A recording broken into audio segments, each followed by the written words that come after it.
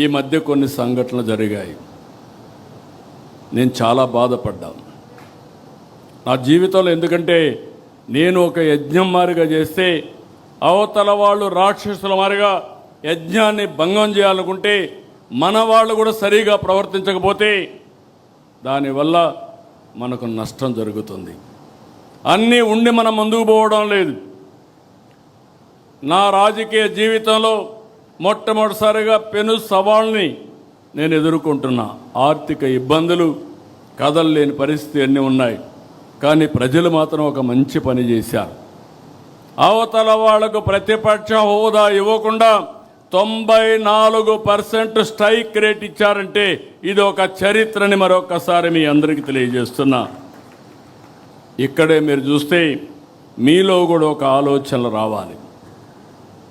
ఈరోజు మనందరం కూడా ఎన్డీఏలో ఉన్నాం. తెలుగుదేశం పార్టీ ఉనికిని కాపాడుకోవాలి, ఎన్డీఏ ఐకమత్యాన్ని కాపాడాలి.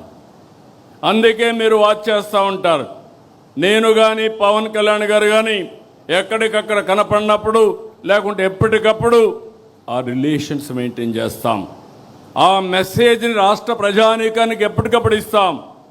కార్యకర్తలకు, నాయకులకు సంకేతాలు ఇస్తున్నాం. అదే మరి కేంద్రం, మనం ఎన్డీఏలో భాగస్వాములం. ఇక్కడ ఎన్డీఏ ఉంది, ఢిల్లీలో ఎన్డీఏ ఉంది.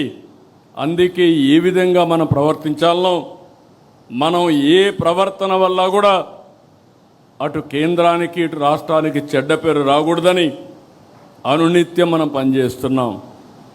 అందుకే ప్రధానమంత్రి గారిని గౌరవించడం, అదే మరి కొండే ఎన్డీఏ పార్టీస్ని ఎక్కడికక్కడ సమన్వయం చేసుకోవడం ముందుకు పోతున్నాం. ఈ స్ఫూర్తి మంత్రులకు కానీ, జిల్లాల్లో కానీ, గ్రామం వరకు కొనసాగాలి.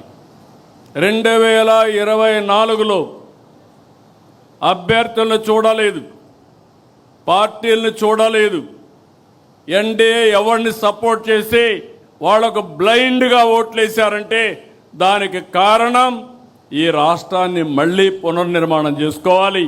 అది ఒక్క ఎన్డీఏ వల్లనే సాధ్యం, అది కూడా సిబిఎన్ వల్ల సాధ్యమనే ఉద్దేశంతో ఆ రోజు ఓట్లేశారు.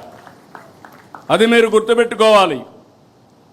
రేపు రాబోయే రోజు మళ్ళీ చెప్తున్నా, మీరు చెక్ చేసుకోండి. ఈరోజు 2024లో వచ్చిన ఓట్ల కంటే మీ దగ్గర ఎక్కువ వస్తే మీరు బాగా పనిచేసినట్టు.